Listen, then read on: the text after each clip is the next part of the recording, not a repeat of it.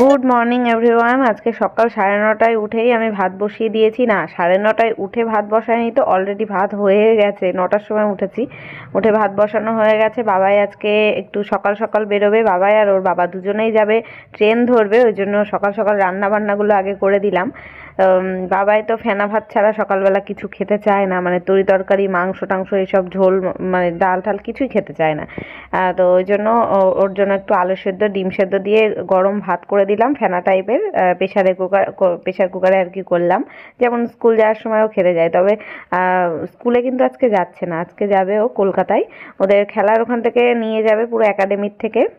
ওদের ব্যাচে যেই কজন আর কি খেলে আর কি, তাদের সই আছে, জেলা অফিসে সই আছে, সেইখানেই নিয়ে যাবে, কলকাতার সোদপুরে বোধহয়। তো ওর বাবাকেও সাথে পাঠাচ্ছি, কারণ ওর একা যাবে, মানে সব ছেলেরাই একাই যাচ্ছে, গার্জিয়ান যাচ্ছে না। একা বলতে ওদের কোচিংয়ের যে মানে হেড থাকে, স্যার থাকে, সেরকমই নিয়ে যাচ্ছে, কোচিংয়ের দাদারা আর কি নিয়ে যাচ্ছে। তো তাদের সাথে আর আমি পাঠালাম না, তোমাদের দাদাভাইকে বললাম তুমি একটু সাথে যাও, তাহলে ভালো হবে। আজকে তো আর খেলা টেলা নেই, সই করে চলে আসবে। তো আমি ভেবেছিলাম 1-2 ঘন্টার ব্যাপার, হয়ে যাবে। কিন্তু সে এই যে সকালে গেছে, আর কখন যে ওরা বাড়ি ঢুকেছে সেটাই তোমরা পুরো ব্লগে দেখতে পাবে আজকে। তো বাবাই আর ওর বাবা দুজনেই ভাত খেয়ে নিল। ওর বাবা তো আর ওইসব দিয়ে খায়নি, কালকের মাছ ছিল, তারপরে ডাল ছিল, ভাত ছিল, সমস্ত কিছু সব গরম করলাম, তাই দিয়ে সকালবেলা ওর বাবা খেলো, আর বাবাই তো ডিম সেদ্ধ দিয়ে। হ্যালো এভরিওয়ান, আজকে তোমাদের সাথে দারুণ একটা জিনিস শেয়ার করব। এটা হলো দিশানুর পাস্তা। এটা এতটাই হেলদি অ্যান্ড টেস্টি, বাচ্চা থেকে বড়রা সবাই কিন্তু এটা খেতে পছন্দ করে। আর আমার এটা এত ফেভারিট হওয়ার কারণ হচ্ছে এটা কিন্তু 100% রুম হোয়েট সেমোলিনা পাস্তা। আর এটা হলো ফ্রি ফ্রম আর্টিফিশিয়াল কালার, এবং no preservatives, no cholesterol, no trans fat এবং নো ময়দা। তোমরা যদি কেউ দিশানুর এই পাস্তাটা কিনতে চাও, তাহলে আমার ভিডিও ডেসক্রিপশন বক্সে লিঙ্ক দেওয়া থাকবে, সেখান থেকে চেক আউট করে নিতে পারো। বাবাই তো ডিম সেদ্ধ দিয়ে ঘি দিয়ে ভাত খেয়ে গেল, আর আমি তারপর চা বানালাম নিজের জন্য, একটু চা বানিয়ে চা খেলাম। মাসি আসবে, এখনো আসেনি। তো টেবিলটা এখন গুছিয়ে পরিষ্কার পরিচ্ছন্ন করে রাখি, এঁঠো কাটা হয়ে রয়েছে। কালকে রাত্রেবেলা তোমাদের দাদাভাই এসেছিলো, তখন ভাত খেয়েছিল, সেই টেবিল আর মোছা হয়নি রাতে। আর এখন সকালবেলা ওরা ভাত খেলো, আমি চা খেলাম, টেবিলটার অবস্থা একদম নোংরা হয়েছিল। এখন সমস্ত কিছু পরিষ্কার করব, রান্নাঘর পরিষ্কার করতে হবে, রান্নাঘরের বাসন টাসন সব নামাবো। এই করতে করতে আবার দেখছি যে মাসি আসলো, তাই এবার চাটা গরমে বসালাম। তারপরে কালকে রাত্রেবেলায় মাসকাবাড়ি মালপত্র এনে দিয়ে গেছে, সেগুলো আজকে আবার ঢালতে হবে। এই কাজগুলো রয়েছে। এখন ওরা তো বেরিয়ে গেল, সারাদিনের জন্য আমি একদম ফ্রি। ওরা 10:30টার ট্রেন ধরে গেছে। এবার আমি ভেবেছিলাম দুপুরবেলা 2টোর মধ্যে চলে আসবে, তাই জন্য তোমাদের দাদাভাই বাজার করে দিয়েই তারপরে গেছে। বললো যে আমি বাজার করে দিয়ে যাচ্ছি, যদি দুপুরবেলা তো চলে আসবে, এসে বাড়ি এসে খাবো। তা ভাত কালকে রাতের, মানে কালকের যা ভাত ছিল তা দেখছি ওর বাবা খেয়েও তারপরে এখনও যা রয়েছে তা একজনের হয়েও বেশি হয়ে যাবে ভাত, মানে আমার হয়ে যাবে দুপুরবেলাটা। আমি যদি সকালেও মনে করি ভাত খাবো, আবার দুপুরেও ভাত খাবো ভাবেই, তাহলে তাও হয়ে যাবে। তা সকালে তো আর খাবো না। তা আমি বললাম যে ঠিক আছে, তাহলে কিন্তু আমি ভাতটা তো আর বসাবো না। তা গিলে মেটে নিয়ে এসছে, তো গিলে মেটেটা আমি ধুয়ে টুয়ে রাখলাম, আর যা যা এতে দেবো, আলু পেঁয়াজ টমেটো সমস্ত কিছু কেটে কুটে গুছিয়ে রাখলাম। রান্নাটা একটু পরে বসাচ্ছি, মাসি ঘরদোর মুছে নিক, তারপরে বসাবো। আর আমি তাই ওকে বললাম, যদি তোমরা দুপুরবেলা আসো তাহলে ফোন করবা, তাহলে আমি ভাত বসাবো। নিলে দেখলে হাঁড়িতে ভাত রয়েছে, ওটাতে আমার হয়ে যাবে। ফালতু এখন যদি দুপুরবেলা ভাত করে রাখি, ওরা দুপুরে যদি না খায়, সেই খাবে রাত্রেবেলা, তাহলে তো আবার রাত্রে গরম করতে হবে। তার থেকে রাত্রেই টাটকা করে দেবো। আমি আর দুপুরে রান্না করবো না, ঝামেলা করবো না, মানে ভাতটা রান্না করবো না, তরি তরকারি করতেই হবে। তাই সেই রকমই প্ল্যান করেছি। তো এখন বিছানা গোছানো হয়নি, এখন বিছানা তোলা হয়নি কোনো কিছুই। বিছানা তুলে নি, 2 ঘরের গোছাতে হবে। এই ঘরের বিছানাও লন্ডভন্ড হয়ে রয়েছে, ঝাড়তে হবে, জানলা খুলতে হবে, সবই করে নি। চলো, হ্যাঁ, সেই ঘরটা গোছানো হয়ে গেছে, ওই ঘরও গুছিয়ে দিয়েছি। মোটা ব্ল্যাঙ্কেটটা বাইরে রোদে দিলাম। আর এই ঘরও বিছানা গুছিয়ে নিয়েছি। এখন জানলার কাছে জামা কাপড়গুলো একটুখানি গুছিয়ে রাখবো। আজকেও আবার সকালে গিয়ে তোমাদের দাদাভাইয়ের একটা ট্রাকসুটের প্যান্ট, তারপরে হুডি, এগুলো সব ভিজিয়ে দিলাম কাচবো বলে। বাবাইয়েরও প্যান্ট জামা ছেড়ে গেছিলো। আর এখন বাইরে থেকে হাওয়া দিচ্ছে, আর হাঁচি আসছে আমার, মানে ঠান্ডা ঠান্ডা ফুরফুরে হাওয়া। রোদ উঠেছে, কিন্তু আজকে বেশ সকালবেলাটা দেখছি ঠান্ডা ঠান্ডা আছে ভালোই।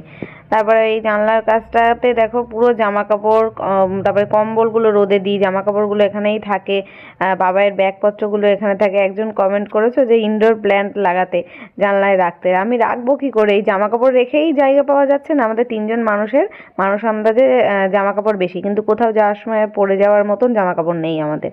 তো এইগুলো মানে রাখবো কোথায়, মানে কি বলতো, সবসময় যেগুলো পরা হয়, পরে একদিন ধরো পরেছে, যেমন ধরো স্কুল ড্রেস টাইপ, আর কালকে পরে গেছে, এবার সেটা তো আর কাচে যাবে না। এবার সেটাকে ভাঁজ করে আবার আলমারিতে বা শোকেসে রাখতেও যেন কেমন লাগে, যেহেতু পরা হয়ে গেছে। ওয়ার্ড্রপটা কিনেছিলাম এরকম কিন্তু ডেলি পরার জামা কাপড় রাখার জন্য, তা ডেলি পরার জিনিসই রাখি, কিন্তু একবার পরার পরে কোনো জামা কাপড়ই মনে হয় না তার মধ্যে আবার কাঁচা জামা কাপড়ের সাথে মিশিয়ে রাখি, তখন ওইগুলোই ভাঁজ করে করে জানলায় রাখা পড়ে যায়।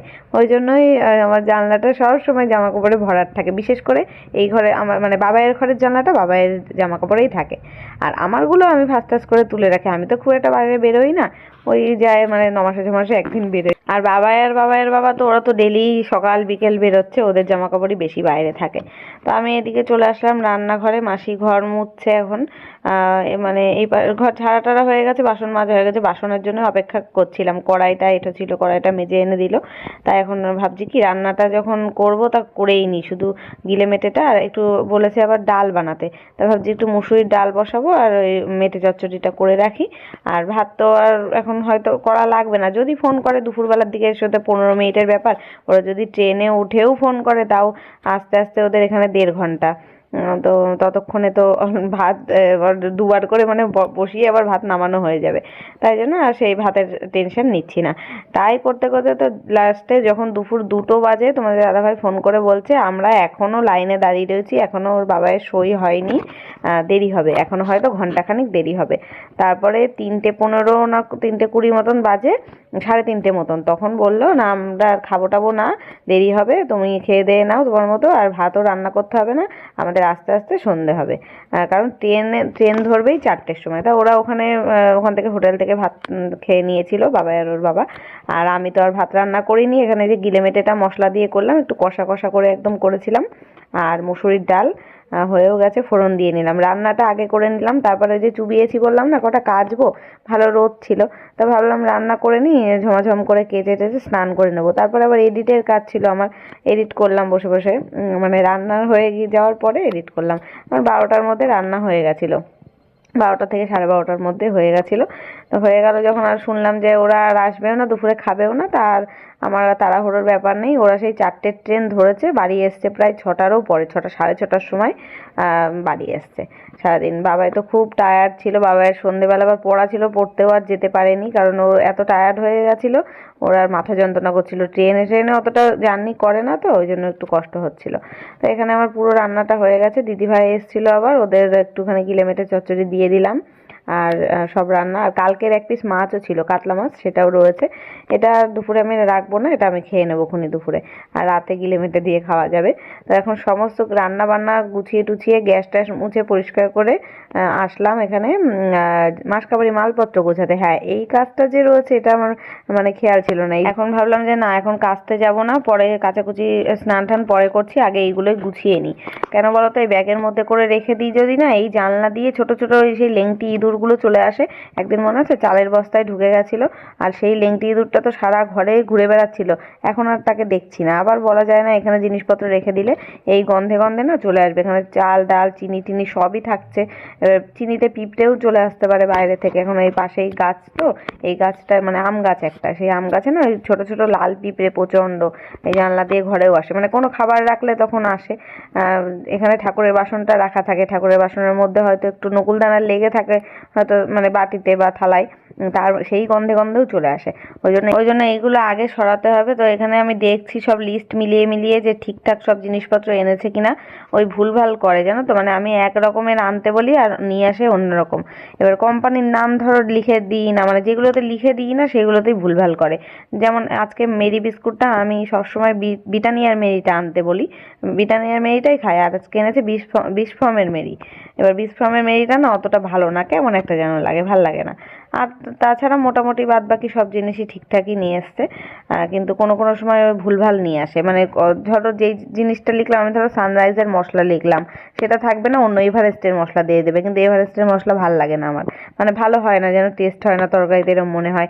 ওই জন্য তেলের কোম্পানির নামগুলো, লবণ টবণ এগুলো সব লিখে দিই আমি, যে টাটা লবণ, তারপরে সালোনির তেল, এগুলো সব নাম লিখে দিই। তারপরে শ্যাম্পু সাবান এগুলো তো লিখতেই হয়। আসলে কি হয়, বিলটা দিয়ে সামনে দাঁড়িয়ে থেকে যদি বিলটা করায় তাহলে কিন্তু সমস্যা হয় না, কিন্তু তা তো হয় না, ওই দোকানে বিল দিয়ে চলে আসতে হয়, আগের দিন রাত্রেবেলা বিল দিয়ে এসছে, একদিন পরে মানে 24 ঘন্টা পরে গিয়ে সেই বিলের মিলিয়ে জিনিস নিয়ে আসলো। কিন্তু নিয়ে আসার সময় যদি তোমার দাদাভাই দেখে দেখে সেগুলো ঠিকঠাক করে নিয়ে আসে, তা হয়, তা করবে না তো, ও বাড়িতে সব ধরে নিয়ে চলে আসবে, যদি উল্টোপাল্টা কোনোটা হয় তখন আবার গিয়ে পাল্টে নিয়ে আসবে। তো এই হচ্ছে বিষয়। তো এখানে না আমি একেবারে তাকের মধ্যে সমস্ত কিছু ঢেলে নেব, কোটোকাটি সব খালি হয়ে রয়েছে, বেশিরভাগই খালি, সমস্ত কিছু এগুলো সব বের করলাম, ওপরের থাকটা পরিষ্কার করে মুছে টুছে, ওপরে থাকে যেগুলো প্যাকেট জাতীয় জিনিস সেগুলো সব রেখে দিলাম। আর আজকে না আমি আনতে দিয়েছিলাম ময়দা, তারপরে চালের গুঁড়ো আর হচ্ছে কর্নফ্লাওয়ার। এবার তিনটেই তো সাদা, তিনটের মধ্যে যে কোনটা ময়দা, কোনটা চালের গুঁড়ো, কোনটা কর্নফ্লাওয়ার, আমি সে কনফিউজ হয়ে যাচ্ছি বারবার, মানে ভালোভাবে দেখে দেখে মিল করে করে রাখছি যে এটা এই এটা ওই, কিন্তু মানে রান্না করার সময় না, মানে কোনো কিছু বানানোর সময় ভালো করে দেখে নিতে হবে, ভুলভাল জিনিস দিয়ে দিতে পারি। এবার ওইগুলো সব আলাদা করে রাখলাম যাতে মনে থাকে। তারপর এখানে কোটোতে যেসব ঢালবো, ডাল, তারপরে মশলাপাতি, চা, চিনি, আমুল দুধ, এগুলো সব বসে বসে এখন ঢেলে নিয়ে কোটোগুলো সব মুছে টুছে তাকটাকে ভালো করে মুছলাম, তাকের মধ্যেও সে গুঁড়ো গুঁড়ো গুঁড়ো গুঁড়ো পড়ে দেখছি ছোট ছোট পিঁপড়ে, তারপরে এখন দেখছি আরশোলা এতদিন ছিল না, এখন দেখছি ছোট ছোট আরশোলাও মানে দেখা যাচ্ছে, খুব কম, হয়তো ভুল ভবিষ্যৎ একটা দুটো দেখা যায়, তাও হচ্ছে, তাও কি বড়গুলো না, ছোট ছোট বাচ্চা হয় না, বাচ্চা আরশোলা যেগুলো, সেইগুলো। ওই একটু আরশোলা মারার ওই চক আছে আমার কাছে, সেটা বের করে একটু দুই সাইডে ভাবছি একটু লাগিয়ে দেবো। আবার ওটা একটু বিষাক্ত জিনিস তো, ওই জন্য খাবারের যে এখানে দিতেও ইচ্ছা করে না, ভাবছি এই পাল্লাটাতে লাগিয়ে রাখবো, তাহলে ওই গন্ধেতে আসবে না। এখন সমস্ত কিছু গুছিয়ে পরিষ্কার পরিচ্ছন্ন করে কোটোগুলো মুছে টুছে তাকটাকে সুন্দর করে সাজিয়ে নিলাম। ব্যাস, এবার মাসকাবারি মালপত্র ভরা হয়ে গেল, কিন্তু মাসি তো ঘর ঝাড়া মোছা করে দিয়ে চলে গেছে, এখন আবার নিচটায় আমার একটু ঝাড় দিয়ে নিতে হবে। এই করতে করতে তখন বললাম না দিদিভাই এসেছিল হচ্ছে এই যে পিঠে দিতে, পিঠে বানিয়েছে, পাটিসাপটা পিঠে, আর ওটা হচ্ছে কাঁচি খোলা পিঠে, ওটা কাঠের জালে বানিয়েছে। তো এগুলো আবার তোমাদের একটু দেখালাম। আমি ভাবছি এখান থেকে একটা পিঠে খাবো, সকালবেলা সেই চা বিস্কুট খেয়েছি, তো খেয়ে দিয়ে আমি স্নান করে এখন পুজো দিয়ে তারপরে দুপুরের ভাত খাওয়াও আমার হয়ে গেল এখন। তো এই ভাত খেতে বসেছিলাম, তা দেখছি জল দিতে এসেছে, ডাকছে, তা এখন এই যে এঁঠোটা মুছছি, খাওয়া হয়ে গেছে আমার, এঁঠো মুছে নিচ্ছি, তাই বললাম দাঁড়াও আসছি, দরজা বন্ধ ছিল, মানে যেই জল আমরা খাই ড্রামের জল সেটাই দিতে এসেছিল। তো এখন প্রায় বেজে গেছে কটা, 2:30-3টে হবে, আমি স্নান করে মানে কাচাকুচি করলাম না, করে টোরে দেরি হয়ে গেছে অনেকটা। পুজো খাওয়া দাওয়া হয়ে গেছে, বালিশ টালিশগুলো সব এখানে রোদে দিয়েছিলাম, সরিয়ে নিলাম, এটাকে এখন ভাঁজ করবো। তোমাদের দাদাভাইয়ের জ্যাকেট 2 দিন ধরে রোদে শুকিয়ে এখন কড়মড়া হয়েছে, আজকেও একটা হুডি কেচেছি, ওটা তো শুকাবে না, বেলা করে 2টোর পরে তো স্নানই করলাম আমি। এটাকে চেন আজকে সুন্দর করে ভাঁজ করে রাখবো। আর বাবাইরা এখনও আসেনি, ওদের আস্তে আস্তে বোধহয়, এখন তো 3টে 3:30 বাজে, ধুমগ্রাম থেকে বোধহয় ট্রেনে উঠবে, তো এখনও 1 ঘন্টা তো লাগবে, 1 ঘন্টার বেশিই লাগবে, 1-1.5 ঘন্টার মতো লাগবে। তো আজকে আবার যাওয়ার কথা ছিল বিকেলবেলা আমাদের বাপের বাড়িতে, আমার একটু দরকার ছিল, সেই জন্য ডকুমেন্টস নিয়ে মা যেতে বলেছিল, তা তো যেতে পারলাম না, কারণ বাবাই আর ওর বাবা আসলোই প্রায় সন্ধেবেলা, আর তখন গিয়ে আবার বাবাইয়ের আবার সন্ধেবেলা পড়া ছিল, ওই কারণে ফিরেও আসতে হতো, যদিও পড়াটা আর যেতে পারেনি, বাবাই টায়ার্ড হয়ে গেছিলো বলে, তা ওইসব ভেবে আর মাকে বললাম আমি আর যাবো না, তুমি তাহলে আসো, এসে আমার ডকুমেন্টসগুলো নিয়ে যাও।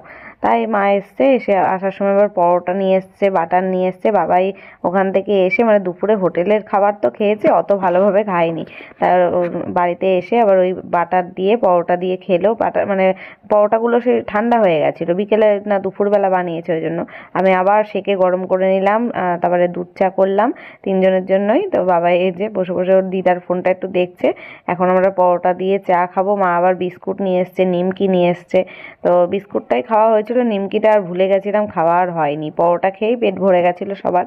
তারপরে পিঠে দিয়েছিল না দিদিভাইরা, ওইটা খেলাম, তারপরে এইসব খাওয়া দাওয়া করে আর বাইরের খাবার আর মানে ভাজাভুজি আর কিছু খেতে ইচ্ছা করছিল না। এই যে আজকে মা এসে বাবাই সব বইতে মলাট দিয়ে দিয়েছে, আগের বছরও দিয়ে দিয়েছিল মলাট, তার আগের বছরও বোধহয় কয়েকটা দিয়েছিল, হাফ আমি দিয়েছিলাম হাফ মা দিয়েছিল। 9টা না, এখানে তো 9টা দিয়েছে, 9টা 10টা দিয়েছে সংস্কৃতটা ধরে। এই পুরনো সংস্কৃত বইটা বের করে দে, পুরনো মানে ব্যাকরণটা। সব রেগুলার। আমরা এখন রাত 10টা বাজতে 10 মিনিট বাকি, আমি ভাত বসালাম। সারাদিন আজকে না ভাত রান্না করিনি, কিন্তু কালকের ভাত ছিল সেটাই গরম করে আমি খেয়েছিলাম। শুধু মাংস আর ডাল রান্না করে, মানে গিলেমেটে ডাল রান্না করেছিলাম। তখন ভাত বসিয়েছি, বাবাই ভাত খাবে। সারাদিন বাড়িতে তো ভাত খাইনি, খেয়ে ঘুমাবে। এখানে সব জামা কাপড় শাড়ি টাড়ি গুছিয়ে রাখলাম। কালকে যাব 7 ভাই কালী তলায় পুজো দিতে। আমাদের এখানে একটা মেলা হয়, পৌষ মেলা হয়, সেখানে পুজো দিতে যাই প্রত্যেক বছর। কালকে যাব সেখানে কালী পুজো দিতে। ওই জন্য যা যা পরবো, বাবার ড্রেস, আমার ড্রেস সব বের করে রেখেছি। তো সকালবেলা একটু সকাল সকালে যেতে হবে, 10টার মধ্যেই যাওয়ার ইচ্ছা আছে। এখন জানি না কতদূর কী পারবো। কালকে লাস্ট শনিবার তো প্রচুর ভিড় হবে। ওই জন্য আর বেশি বেলা করবো না। বাবাই যখন ঘুমিয়ে পড়ছে, ওর ভাত হয়ে গেলেই, হয়েও গেছে ভাতটা, একটুখানি হোক, নরম করছি। রাত্রের ভাত তো, এতক্ষণ ধরে প্রচুর কাজ করলাম। মা তো 8:30টার সময় বাড়ি চলে গেছে, মলাট সব বইতে মলাট টলাট দিয়ে। তারপর বাবাই পুরো বইয়ের থাকটা গোছালো। এখানটায় সব পুরোনো বইগুলো বাদ দিয়ে আলাদা করে রাখলাম, খাতা টাতা সব বাতিল করলাম, আর নতুন বই খাতা সব এখানে গুছিয়ে রেখেছে। অনেকটা স্পেস খালিও হয়েছে, সমস্ত কিছু গুছিয়ে টুছিয়ে রাখলো। কালকে সকালে বাবাইয়ের আবার পড়া রয়েছে, পড়ে আসবে, তারপরেই যেতে পারবো। 8টার থেকেই পড়া, তাই না বাবাই? 8টায় পড়া, 10টায় আসবে। ওই আমাদের বেরোতে বেরোতে 10টাই বাজবে। 10টায় গিয়েও তোমরা দেখবে কি লাইন পড়ে, প্রচণ্ড পরিমাণে লাইন পড়ে। কালকে লাস্ট শনিবার তো, পৌষ মাসের আরও বেশি লাইন হবে। একটুখানি সরলাম, হাতের ফ্যান পরে দেখো কি হলো। আর কাছে দাঁড়িয়েছিলাম তখন ফুটছিলই না, মানে পরে জোর জোর বাড়িয়ে দিয়েছিলাম তখন ফুটছিলই না। যাই হোক, চলো বাবাইকে খেতে দিয়ে নি, ভাত হয়ে গেছে। এই যে এখন আমরা একটু সকাল সকালই খেতে বসে গেলাম, আজকে দেরি করব না। আমরা খেতে লাগি, ততক্ষণে ওর বাবা চলে আসবে, যখন আসবে খেতে দেবো খুনি। আবার এখন গরম ভাত আছে, বাবাইকে দিলাম, আমিও খেয়ে নিচ্ছি। তো চলো ভিডিওটা এখানেই শেষ করব। কালকে মেলায় যাব, কেমন কি এনজয় করব। কালকের ব্লগটা কিন্তু খুব দারুণ ফাটাফাটি হবে, তোমরা কিন্তু অবশ্যই দেখো, কেউ মিস করো না। যারা যারা সাবস্ক্রাইব করোনি চ্যানেলটা এখনই সাবস্ক্রাইব করে দাও। চলো দেখা হচ্ছে কালকে নতুন ব্লগের সাথে। আজকের মতো টাটা, গুড নাইট।